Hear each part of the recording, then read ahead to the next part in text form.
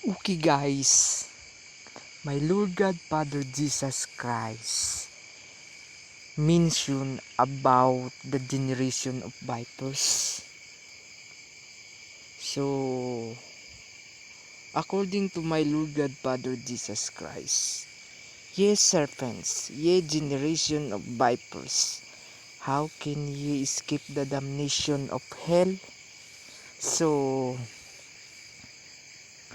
all generation of vipers guys, the hypocrite, the Pharisees, hell is prepared for them. So, we discuss about another type of serpents. So, let's discuss another type of serpent, guys.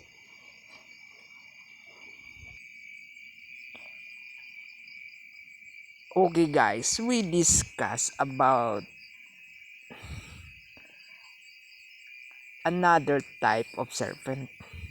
According to my Lord God Father Jesus Christ, here in Matthew according to Matthew chapter 10 verse 16.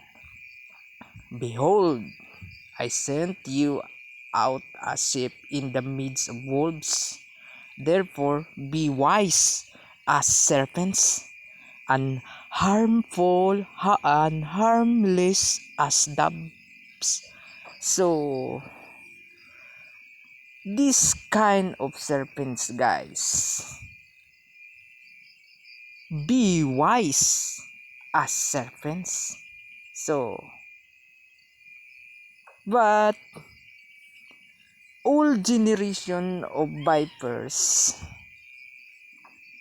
hell is prepared for them because there are many types of serpent in the world, guys. So,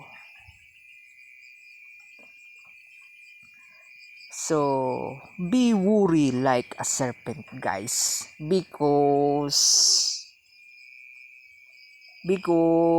according to Ephesians, guys. Okay, guys, according here in Ephesians, so be wise as serpent, guys, and harmless as doves, because for we wrestle not against flesh and blood, but against principalities, against powers, against the rulers of the darkness of this world, against spiritual weakness in high places. Wherefore, take unto you the whole armor of God, that ye may be able to withstand in the evil day, and having done all, to stand.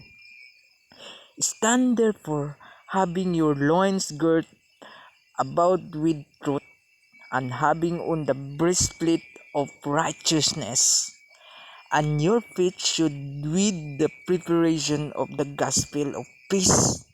Above all, taking the shield of faith, wherewith ye shall be able to quench all the fiery darts of the wicked, and take the helmet of salvation and the sword of the Spirit, which is the word of God, praying always with all prayer and supplication in the Spirit, and watching thereunto with all perseverance and supplication for all saints.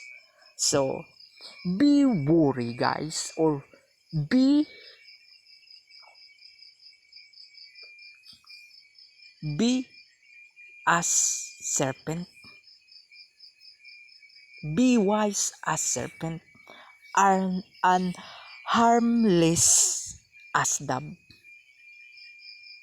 because for we wrestle, guys, not against flesh and blood, but against principalities, against powers, against rulers of the darkness of this world, against spiritual weakness in the high places.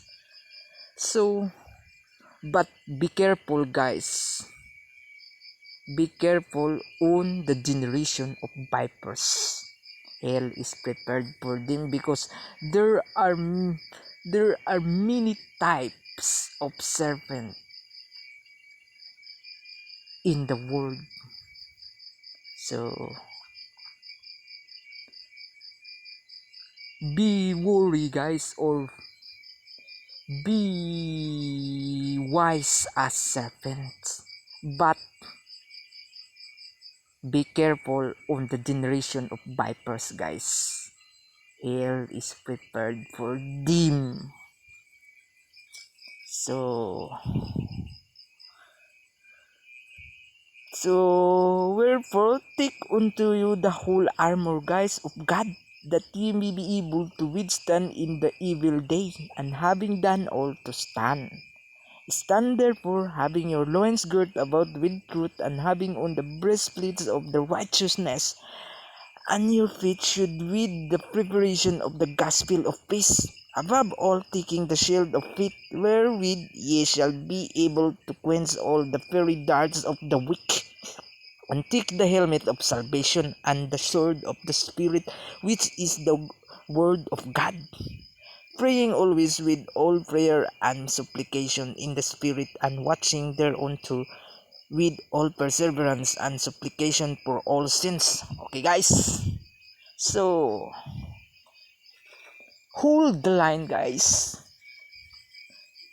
because this battle, guys, for we wrestle not against flesh and blood, guys, but against principalities, against powers, against rulers of the darkness of this world, against spiritual weakness in high places. So, that's our battle, guys, to all soldier of my Lord God Father Jesus Christ. So, read your Bible always and spread the gospel of peace. So, but be careful on the generation of vipers. Hell is prepared for them.